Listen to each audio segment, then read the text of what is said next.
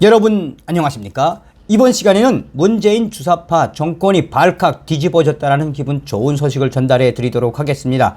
문재인 정권의 정신 나간 사회주의 포퓰리즘 부동산 정책의 정점이라고 할 수 있는 종부세 폭탄 사태. 이에 노인들이 들고 일어났습니다. 문재인 주사파 정권에 어쩔 수 없이 2% 부자가 돼버린 노인들이 종부세 폭탄에 그야말로 문재인 정권을 성토하고 있으며 이대로 당할 수 없다. 우리 문재인의 청와대로 진격하자. 대한민국의 어르신들이 왜 이렇게 발칵 뒤집어졌을까요? 지금 언론들이 속속하게 타전하고 있는 것이 무엇이다? 이 늙은이가 국민 2% 부자입니까? 종부세 폭탄 청와대 국민청원이 시작되었다. 2%가 된 대한민국의 어르신들, 문재인 주사파 정권을 향해, 문재인의 청와대를 향해 행동할 때이다. 문재인 정권을 향한 노인들의 역대급 저항이 시작된 듯하다.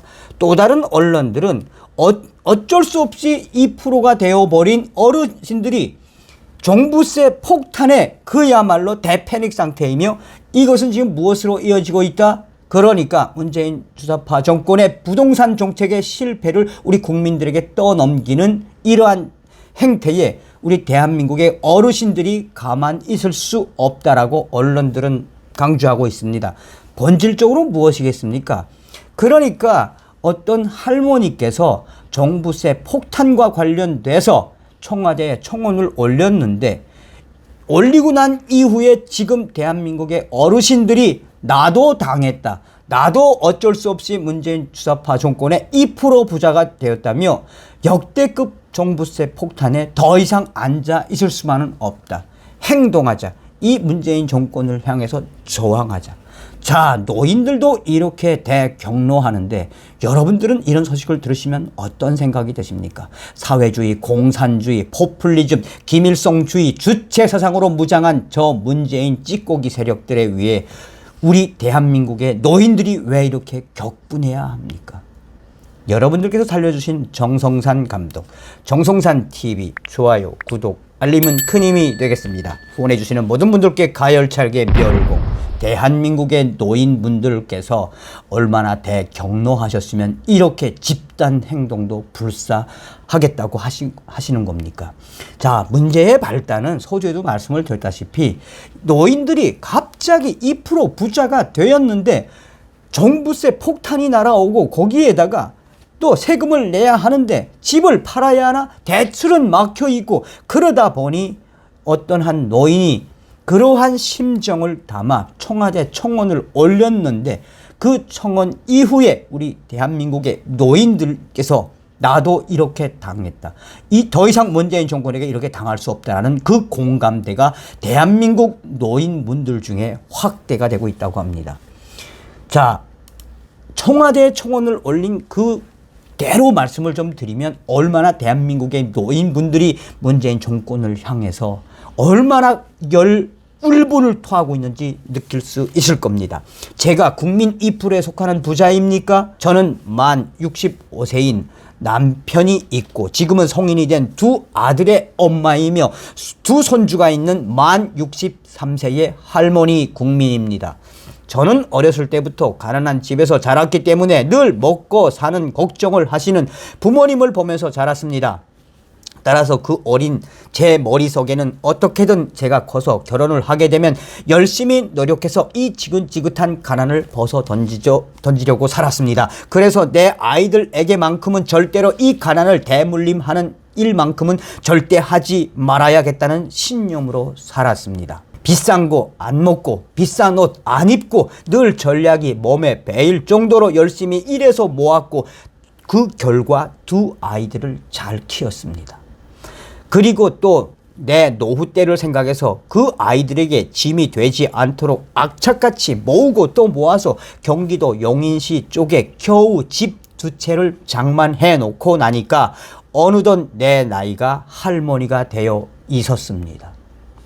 3, 4년 전에 지금 살고 있는 집은 주택연금을 신청해서 월 82만 원을 받고 있고요. 나머지 한 채에서 받은 월세 90만 원을 보태서 또 우리 두 부부가 받은 국민연금 합계금 100만 원을 포함해서 약 270만 원으로 한 달 생계를 꾸려갑니다. 넉넉하지는 않지만 누구에게도 짐이 되지 않고 그럭저럭 두 늙은이의 병원비 및 손주 간식 정도 사주는 것을 낙으로 삼으며 어쨌든 자식한테 짐이 되지 않도록 최대한 생활비 한도 내에서 나름 소박하게 꾸려가면서 잘 살고 있었습니다. 그런데 갑자기 작년에는 월세가 수입이라면서 소득세를 내라고 하더니 며칠 전에는 국민 2%에만 해당된다는 종부세를 110만 원이나 내라고 고지서가 날라왔네요.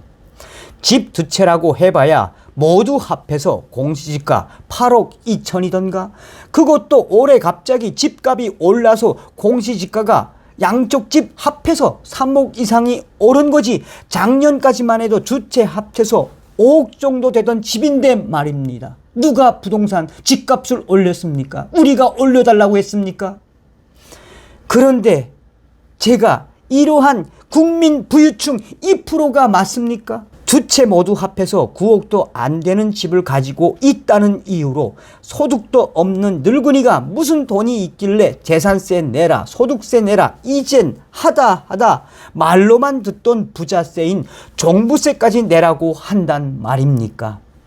듣자 하니 전세 20억, 30억 사는 사람들도 수두룩하다더만요. 그 사람들은 세입자라는 이유로 솔직히 저보다 2배, 3배 더 큰 금액을 들고 살고 있어도 종부세를 내고 살지는 않는 것 아닙니까? 뭔가 불공평하다는 생각이 왜 들까요?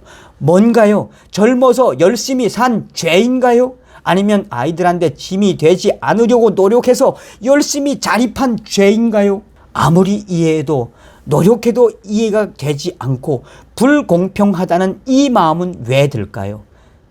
제 나이가 지금 젊어서 일이라도 할 수 있으면 벌어서 내면 또 억울하다는 생각은 덜 들지 모르겠습니다만 이제는 나이가 들어서 식당 허드렛 일이라도 하고 싶어도 나이가 많다면 면접 자체를 거절당하는 나이가 됐는데 어디서 돈을 벌어서 이 세금 저 세금 이러한 모든 세금을 낼 수 있습니까? 어떻게 세금을 갖다 바쳐야 합니까? 문재인 대통령님. 방법이 없지는 않더군요.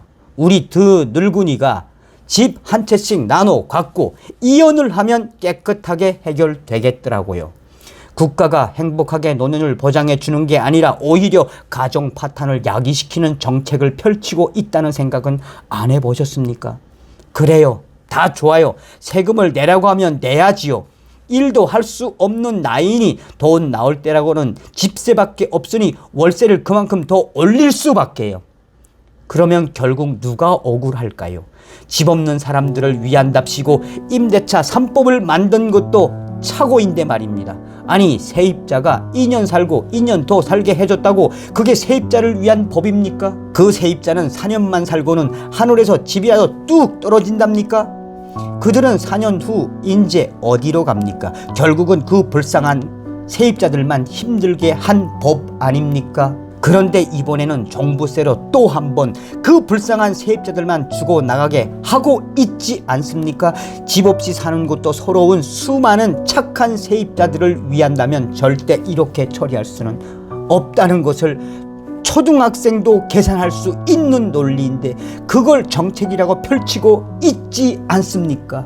저도 젊어서 방 한 칸 남의 집 새방살이로부터 시작을 해서 그 심정들을 너무나 잘 알고 있기 때문에 6년을 살아도 세를 올리지 않았고 처음 그 가격에 살게 했습니다만 이제는 저도 어쩔 수가 없네요. 저도 살아남아야 하겠기에 본의 아니게 이번에는 임대료를 올릴 수밖에 없게 생겼습니다. 이렇듯 내 마음이 짠하고 편하지 않은데 우리 세입자는 어디다가 하소연을 하라고 하시겠는지요. 문재인 대통령님, 과연 저 같은 사람이 국민 2%입니까?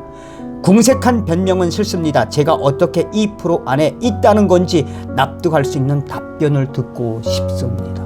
이러한 노인의 소박하고 진솔한 문재인 주사파 정권을 성토하는 이 청원이 있고 나서 서두에 말씀을 드린 것처럼 언론들이 대한민국의 노인들이 이 청원에 공감한다며 대한민국 노인들 어쩌다가 문재인이가 만든 이 프로에 들어가게 돼서 종부세 폭탄을 맞게 된 우리 노인들 더 이상 방치할 수 없다. 문재인 정권의 청와대를 향해 진격하자. 우리가 힘을 합쳐서 문재인 정권에 저항하자라는 언론들이 계속 발표되고 있습니다.